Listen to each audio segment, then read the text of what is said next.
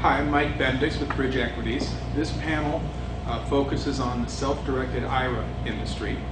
And I'd like to start with Hugh Broma, Chief Executive Officer of the Entrust Group. And Hugh, if you could just give us a step-by-step on the setting up of an account and how a registered rep might accomplish that. It's fairly straightforward, and the methodology is that everyone has to adopt a trust, which means an application is completed by the IRA owner, one for each owner, so a spouse has to have her own. And then at that particular point, after completing that form is sent in to us, and then the IRA is established.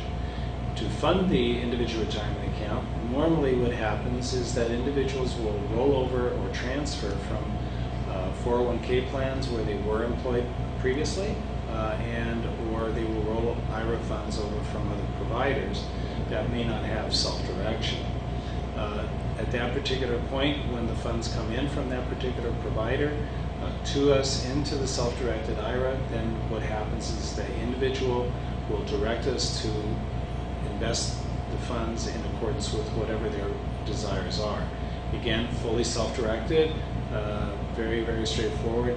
If there are any issues or any problems about what the investment might be, like a collectible, we'll let the people know that they can't invest in that. But that's a simple three-step process that functions. Thank you, Hugh. I'd like to turn now to Brad Dewan, an attorney with Miller Monson in San Diego. Brad's specialty is estate and tax planning, so maybe, Brad, you could give us a few minutes on some of the estate planning issues of self-directed IRAs. Yes, great.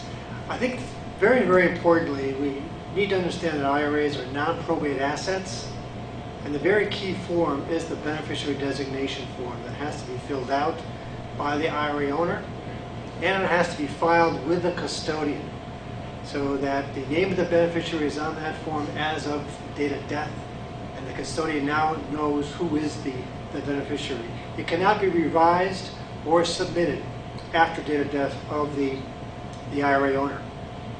Now, I also want to quickly mention inherited IRAs. It's many of individuals with significant IRAs are passing away, they're naming the son and daughter, and you can help that beneficiary properly title the inherited IRA to John Jones deceased for the benefit of Mary Jones.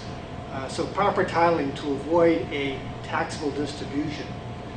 And finally, I just would mention, because the significance of the IRAs in people's estates, be thinking about how you will fund the estate tax so that the beneficiaries of the IRAs do not have to pull the money out of the IRA, pay a tax, and then have net proceeds to pay the estate tax. So some liquidity plan should be in place. Thank you. Thank you, Brad. I'd like to finish with David Hartness of Access Capital, Newport Beach. He spends a great deal of time on marketing to self-directed IRAs, and maybe you can give us a few minutes of some marketing ideas. Sure, thank you. The marketing opportunities for self-directed IRAs are significant for registered reps and financial planners who have clients who have invested with them in the past. One of the key things is to find out what retirement funds, what retirement programs these investors have by reviewing their tax returns, reviewing their financial statements.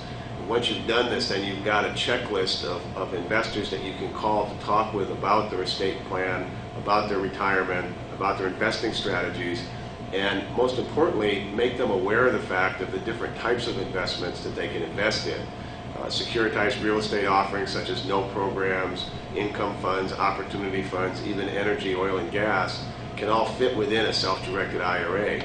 The other part of the marketing process is to make sure that you're familiar with how the custodial process works, how the investment has to be accepted onto a custodial platform, and working with companies such as Hughes that can help you work through that process to make it an easy process for the investor when they've made the decision to invest their funds into one of your offerings.